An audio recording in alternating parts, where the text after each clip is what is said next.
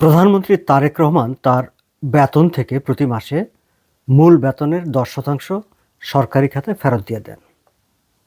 প্রতি মাসে তিনি যখন বেতন পান তখন নিজে চেক লিখে সেই চেকটি সরকারি অ্যাকাউন্টে জমা দিয়ে দেন, যাতে 10% টাকা সরকারের কাছে ফেরত যায়। এই তথ্যটি আমাদের জানিয়েছেন সরকারি স্বাস্থ্যমন্ত্রী সর্দার সাখাওয়াত হোসেন। দর্শক, প্রধানমন্ত্রীর ইমেজ বিল্ডিংয়ের এই ধরনের খবরাখবর সাধারণত তার প্রেস উইং থেকে আসে। মানে এটি যে কোনো সরকারের ক্ষেত্রে প্রযোজ্য। সরকারের প্রেস উইং থেকে এই ধরনের তথ্য জনগণকে জানানো হয়, সো দ্যাট প্রধানমন্ত্রীর একটা গুড একটা ইমেজ জনগণের মধ্যে তৈরি হয়।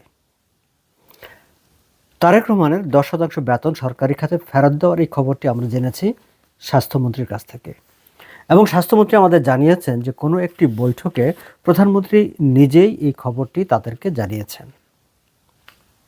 তিনি এও জানিয়েছেন তার বাবা প্রয়াত রাষ্ট্রপতি জিয়াউর রহমান তিনি যখন সরকার প্রধান ছিলেন তিনিও ঠিক এভাবে তার বেতন থেকে 10% সরকারি খাতে ফেরত দিয়ে দিতেন, এবং সরকার অ্যাকাউন্টে তিনি এই টাকাটা ফেরত দিতেন যাতে গরিব, দুঃখী, নিডি যাদের প্রয়োজন রাষ্ট্র তাদের জন্য এই টাকাটা ব্যয় করতে পারে।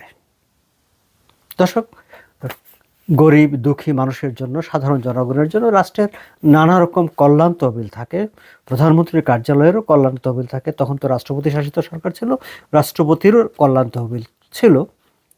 তারপরেও প্রয়াত রাষ্ট্রপতি জিয়াউর রহমান তার বেতন থেকে 10% প্রতি মাসে এসব খাতে দিয়ে দিতেন। তারেক রহমান কেন এই টাকাটা দিয়ে দিচ্ছেন, তার পরিকল্পনা কি, সেটি অবশ্য স্বাস্থ্যমন্ত্রী আমাদেরকে জানাননি। তবে আমরা তো জানি প্রধানমন্ত্রী তারেক রহমানের একটা প্ল্যান আছে, কারণ তিনি এসেই ঘোষণা দিয়েছেন he has a plan. So এই ব্যাপারেও নিশ্চয়ই তার কোনো পরিকল্পনা আছে। স্বাস্থ্যমন্ত্রী আমাদেরকে এও জানিয়েছেন যে প্রধানমন্ত্রী তারেক রহমান মন্ত্রিপরিষদের সদস্যদেরকে আহ্বান জানিয়েছেন তারাও যেন, যদি সমস্যা না হয়, খেয়াল করবেন, মন্ত্রীদের যদি সমস্যা না হয় তাহলে তারাও যেন এই 10% হারে তাদের বেতন থেকে টাকা সরকারের কাছে ফেরত দেয়, এবং সরকার সেই টাকাটা গরিব দুঃখী মানুষের জন্য ব্যয় করবে। প্রশ্ন হচ্ছে, প্রধানমন্ত্রী তারেক রহমানের বেতনের 10% কিংবা পুরো ক্যাবিনেটের বেতনের 10% একসাথে করলে প্রশাসনিকভাবে, অবকাঠামোগতভাবে, সামাজিকভাবে, সামগ্রিকভাবে কতটা ইম্প্যাক্ট তৈরি হয়, কতটা কাজে লাগে, আদৌ কোনো ইম্প্যাক্ট হয় কি? দর্শক, আপনাদের কি মনে হয়? আপনারা আপনাদের মতামত জানাতে পারেন। আমরা যদি একটু তাকাই যে প্রধানমন্ত্রী হিসাবে তারেক রহমান কত টাকা বেতন পান, তার প্রতি মাসের বেতন যে সরকারি গ্যাজেট নোটিফিকেশনে যে তথ্য আছে সেই তথ্য অনুসারে 1,15,000, এবং সেই 1,15,000 টাকা থেকে তিনি যদি 10% সরকারের কাছে ফেরত দেন, তার মানে হচ্ছে তিনি 11,500 টাকা ফেরত দিচ্ছেন। এখন প্রধানমন্ত্রীর এই 11,500 টাকা যে ফেরত দিচ্ছেন সরকারের কাছে, টোকেন হিসাবে, দৃষ্টান্ত হিসাবে, এটা অবশ্যই অনেক বড় যে সরকার প্রধান হিসাব হয়েও তিনি মানে টাকাটা ফেরত দিচ্ছেন। এটি তার ব্যক্তিগত ইমেজ বিল্ডিংয়ের জন্য অবশ্যই একটি বড় ইস্যু বা বড় বিষয়। কিন্তু আমরা যদি ইকোনমিক ইম্প্যাক্ট বিবেচনা করি, সামাজিক ইম্প্যাক্ট বিবেচনা করি, তাহলে সেখানে কতটা ইম্প্যাক্ট করে। প্রধানমন্ত্রী প্রতি মাসে 1,00,000 টাকা করে বাড়ি ভাড়া পান। তিনি যদিও মানে প্রধানমন্ত্রীর জন্য নির্ধারিত বাসায় থাকেন না, তিনি তার নিজের বাসায় থাকেন। এর বাইরে তার প্রতিদিনকার খরচ, মানে হাত খরচ যেটাকে আমরা বলি, সেটি হচ্ছে 3,000 টাকা করে। তার মানে তিনি যে বেতনের যে টাকাটা সরকারকে ফেরত দিচ্ছেন সেটি হচ্ছে তার 4 দিনের যে হাত খরচ 12,000, তার চেয়েও কম। আমরা তো জানি যে সরকারের প্রধানমন্ত্রী তারেক রহমানের নানা রকম কার্ড প্রকল্প আছে, ফ্যামিলি কার্ড, মুক্তিযোদ্ধা কার্ড, বিধবা কার্ড, নানা রকম সামাজিক কার্ডের আওতায় তিনি নাগরিকদের, গরিব দুঃখী মানুষদের, মিডল ক্লাস পিপলদেরকে তিনি নিয়ে আসছেন। আবার সেই কার্ডগুলোর নানা রকম শর্ত আছে যে এইটা থাকলে কার্ড পাবে না, ওইটা থাকলে কার্ড পাবে না। এখন যাদের কার্ড আছে সেই কার্ডের বাইরে আর কি পরিমাণ মানুষ থাকছে বা থাকবে যারা এই প্রধানমন্ত্রী এবং মন্ত্রীদের দেওয়া 10% বেতন থেকে দেওয়া 10%-এর মানে সুবিধা তারা পাবেন বা সেই সুবিধা তাদের কাজে লাগবে, কি পরিমাণ মানুষ সেটি থাকবে, সেটি একটা প্রশ্ন হতে পারে, সেটি একটি প্রশ্ন থাকতে পারে। এর বাইরে মানে এই টাকাটায় আর কি ইম্প্যাক্ট আছে? তার চেয়ে বরং আমার কাছে মনে হয়েছে সরকারের একটা পরিকল্পনার কথা আমরা শুনেছি বিএনপি নির্বাচনের আগে থেকেই, যে ক্ষমতায় গেলে প্রথম ১.৫ বছরে মানে ১৮ মাসে প্রায় ১ কোটি তারা কর্মসংস্থানের সুযোগ তৈরি করতে চায়।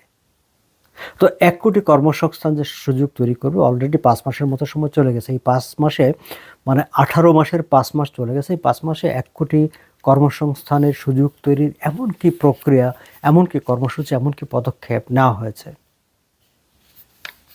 আমার তো মনে হয় যে 10% করে এই বেতন থেকে ফেরত দেওয়ার চাইতে কোনো একটা বিশেষ প্রকল্প নিয়ে ভালোভাবে যাচাই বাছাই করে, পরিকল্পনা করে, পর্যবেক্ষণ করে একটি বিশেষ কোনো পরিকল্পনা নিয়ে এবং সেই পরিকল্পনা বাস্তবায়নের জন্য সেখানে বাজেট বরাদ্দ রেখে এই কাজটি, যে কারণে তিনি 10% করে বেতন থেকে 10% ফেরত দিচ্ছেন, সেই কাজটি সেইভাবে বরং করলে সেটি ফলপ্রসূ হতো।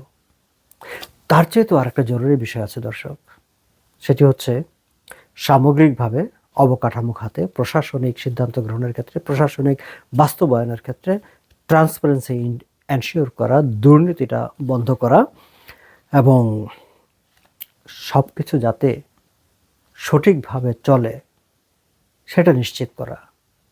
সেটি করতে পারলে বরং এই যে 10% হারে যে বেতন থেকে ফেরত দেওয়া, তার চেয়েও বেশি উপকার হবে, তার চেয়েও বেশি কাজে লাগবে বলে আমাদের কাছে মনে হয়।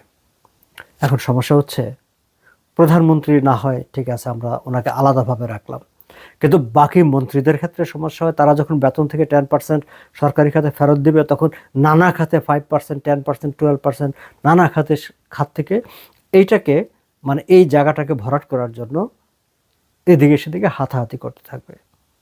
তখন দেখা গেল যে হিতে আরও বিপরীত হয়ে গেছে। আমাদের রাজনৈতিক বাস্তবতাটা তো এরকমই।